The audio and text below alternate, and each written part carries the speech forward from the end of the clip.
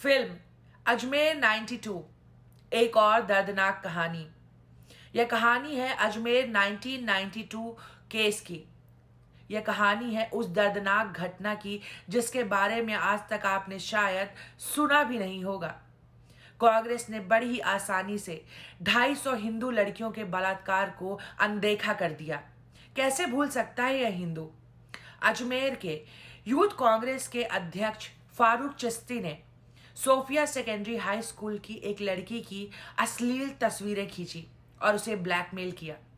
फारूक चिश्ती की मांग थी कि वह छात्रा और लड़कियों को फारूक चिश्ती और उसके गैंग के लोगों को सप्लाई करे, वरना वह उस छात्रा की अश्लील तस्वीरों को वायरल कर देगा। यहीं शुरू होता है यह दर्दनाक कांड, दिल दहला देने वाला कांड, 1992 अजमेर केस।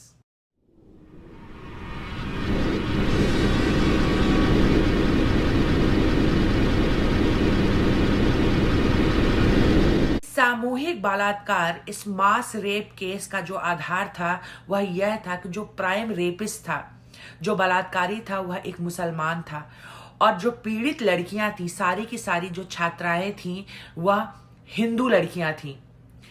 कांग्रेस यूथ के अध्यक्ष फारूक चिश्ती ने जब भी बलात्कार किया या उसके गैंग के लोगों ने बलात्कार किया, उन्होंने मेक श्योर किया कि बलात्कार करते समय वह लड़कियों की तस्वीरें खींचे ताकि उन तस्वीरों के माध्यम से उन लड़कियों को ब्लैकमेल किया जा सके, डराया धमकाया जा सके और उन लड़कियों से डिमांड किया जा सके कि अगली बार तुम अपने साथ किसी नई लड़की को लेकर आओगी, वरना इन तस्वीरों को वायरल कर दिया जाएगा। इस केस की सबसे डरावनी और दुखद बात यह थी कि जो बलात्कारी थे उनके पास सोशल, पॉलिटिकल और फाइनेंशियल पावर थी। फारूक चिश्ती और नफीस कांग्रेस के यूथ विंग के साथ थे, वहीं अनवर चिश्ती कांग्रेस का सचिव था। इन्होंने हमेशा ही बलात्कार करने के बाद पीड़ित और पीड़ित के परिवार वालों को पॉलिटिकल पावर के दम पर डराया और धमकाया और खामोश करने की कोशिश की। लड़कियां डरती रहीं और बलात्कारी डराते रहे, यहां तक कि पुलिस वाले भी डर रहे थे, क्योंकि बलात्कारियों के पास पॉलिटिकल, सोशल और फाइनेंशियल पावर थी। उन्होंने 1 साल तक इस पूरे मुद्दे को, मामले को अनदेखा किया। महीने भर में ही जो आंकड़ा था 100 के ऊपर पहुंच गया।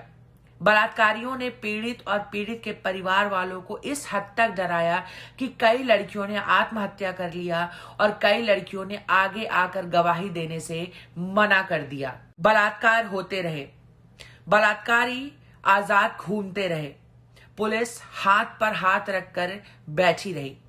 एक लोकल मैगजीन थी नवज्योति, जिसके एडिटर दीनबंधु चौधरी ने कई बार प्रयास किया कि इस पूरे मामले पर प्रकाश डाला जा सके, कोई कार्यवाही हो, क्योंकि बलात्कार और डराने धमकाने की खबरें बहुत ही तेजी से शहर में फैल रही थी।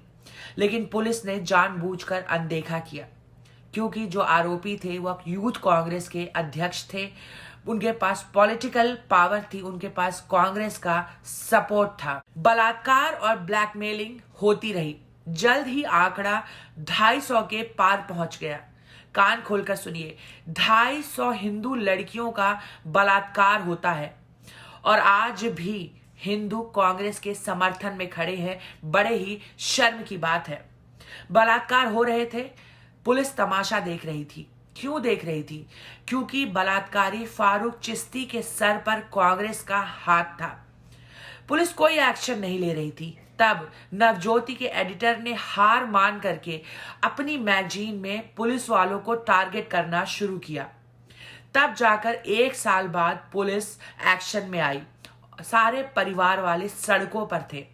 ये बलात्कारी बलात्कार करके मानने वाले नहीं थे। इन्होंने लड़कियों की अश्लील तस्वीरों को बेचने का काम शुरू किया।